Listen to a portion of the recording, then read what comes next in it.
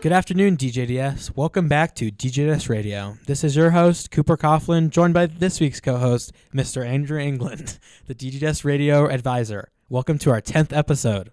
Thank you. Thank you so much. Can you believe it is already our 10th episode? It's pretty crazy. I think you guys have done a great job with this, and it's turned into something cool.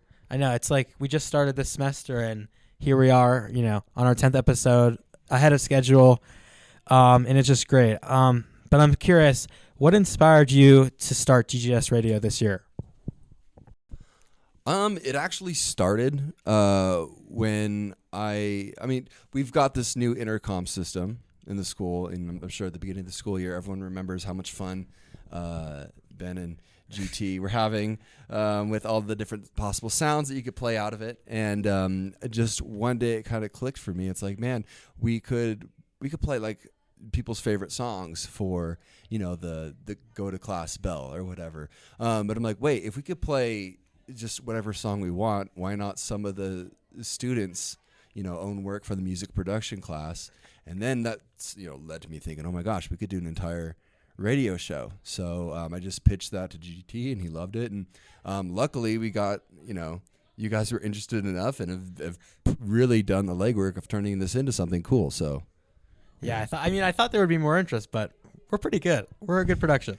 Probably next year. I would say once they see the product, once they see where what the possibilities, then yes. Yeah, possibilities. You're probably gonna have to turn people away. We finally figured out the intercom. Apparently, it's in the commons now for Snack, right? Yes. Okay. Oh my gosh, the technical difficulties are driving me crazy. So yeah. Yes, that's what we're doing. But Mr. Levy is also definitely having fun with the bells still.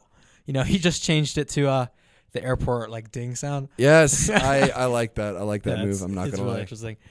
Could you tell us a little bit more about just yourself, and how you ended up here at DJDS? Oh wow. So about myself. Let's see. Well, I've always loved music, and I've had a lot of different paths and like gigs and jobs and things that I've done in my life, but that's always been a constant. Writing as well, and I graduated and was kind of looking for a job, and at the same time, my daughter was going to a different preschool, and I just kind of spied in one day to see how it was, and I saw them. They were being a little bit disrespectful to her, so I'm like, oh my gosh, I need to find her a new place to go to school, and I thought, you know what, I want to see if there's any good Jewish schools, and somewhere she can learn Hebrew, and found this. And then on their website, it said that they, submit an application. I'm like, well, I wonder if they're looking for an English teacher. And it turns out they were. And so it just it happened like that, You have a military background. What was your role and where did you serve? I was an 0351 assaultman, in the Marine Corps Infantry. That is an explosives designated person. I learned how to shoot rocket launchers and work with C4 and that kind of stuff. But I didn't end up doing much of that because Afghanistan, they don't have very many tanks or buildings made out of not mud. And so I ended up being a designated marksman. I was pretty good at shooting a rifle, so they put me on the top of buildings to watch intersections and school and that sort of thing. And what led you to join the military? Oh, that's a long story. A mix of patriotism, being broke, and really having not much direction in life. I wanted to do. I felt really inspired to do something that I thought would make a big difference and turn me into somebody that I could. Want to be. I didn't know. I was very aimless, and I thought that this would give me some sort of direction. And could you sort of describe your experience in the military? A very mixed bag. I loved a lot of the guys that I worked with. Being in the military itself was a cool experience. It's just kind of like a one of a kind society that you don't. You won't be able to experience in any other setting. But it was, physically difficult.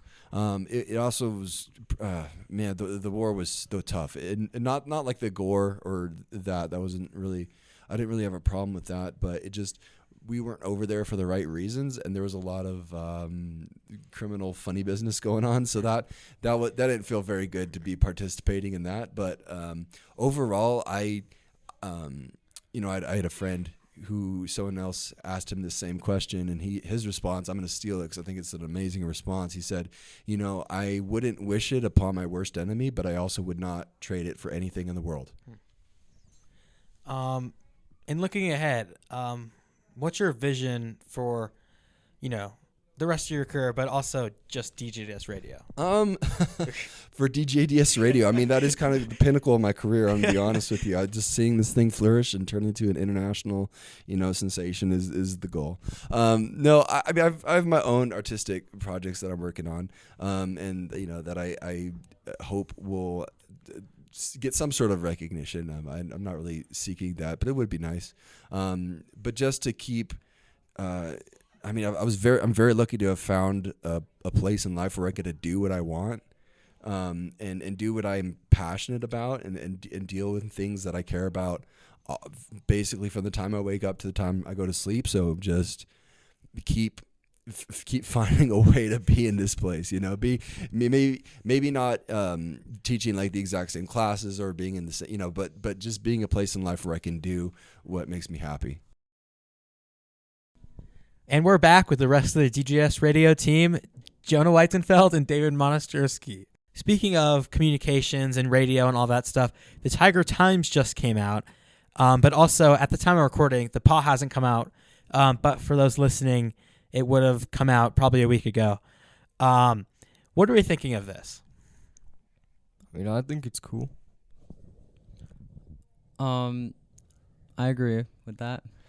Can you guys elaborate? I would say that the Tiger Times does have potential, but I feel like the PAW is like the original, and so that the PAW might come out on top. I would agree, actually. The PAW is much better too, I feel like. Thank you. Yep. I'm not going to say anything on this because, I'm obviously biased, but it's great to hear your input. More worldly news. The Pope died. Yeah. Oh. Oh my God. Yo, pause. I don't know if I can make it through this. It's just so sad. Okay. Anyway, one of those final encounters was with U.S. Vice President J.D. Vance, who visited the Vatican over the weekend. But I've been seeing some stuff. It's, not to get political, but there's just the memes, of J.D. Vance's large face. They're just like, oh, he died after seeing the Pope. But we'll get better news in just a sec with your favorite segment, What's Trending. This week, we're doubling up on the segment, starting with the Oscars. So basically, starting in 2026 with ceremony, Academy members must watch the films. Yeah, you heard that right. You heard that right. Yep. Basically, they didn't have to watch the movies before they voted on them in the Academy. So now they're running it through this program where you can't skip, and if you just decide not to watch the movie, you can't vote on it. It's kind of shocking how this wasn't the case before. You could just not watch the film and vote for it or another one. And this also comes after people have just been saying they didn't watch the movies. They've been admitting that they didn't watch the movies and they voted on it. They just weren't interested. It's kind of crazy, but what are you thinking of this? I think it's smart. Well, I think it's smart because now you have to actually watch a movie and then you can vote on it instead of just like not watching it and vote. Yep. I agree with that, although I'm wondering why they didn't implement that earlier. Right? It's like it's 2026 and we have just people voting for things they haven't even seen. It seems very wrong. Been a while. Yeah. I don't know. Yeah, it has been a while. Okay. Anyway, we have one more What's Trending today. So, a lot of teachers, maybe even Mr. England, I don't know. But basically they're like, oh, don't use AI because it's not good. That's a generalization, but basically that's what they say. Well, guess what? Starting September 1st, 2025, people in China will have to learn AI because the Chinese government is mandating AI education for all students, including as young as 6. I mean, they're 6 years old, and it's only 8 hours a year that they're learning AI. But it's the contrast is crazy. You know, we have people here, let's not use AI, it's not good. And then you have people in China learning how to use AI basically to cheat, you know? What do you think of this? I think it's interesting how China's doing things differently than the rest of the world. I don't really like this. You know, a lot of schools actually, you know, staying on the topic of technology and rules at DJDS, a lot of schools in the United States have actually put in phone restrictions, just like our school. So if you thought we were like alone, we're not. You know, I know a few states have actually put laws in place where they can't have phones in school and stuff like that. I don't know about in China though. Anyway, that's all for today, and we'll see you next week on DJDS Radio. Stay hydrated, guys. It's hot outside. Thanks. Yeah.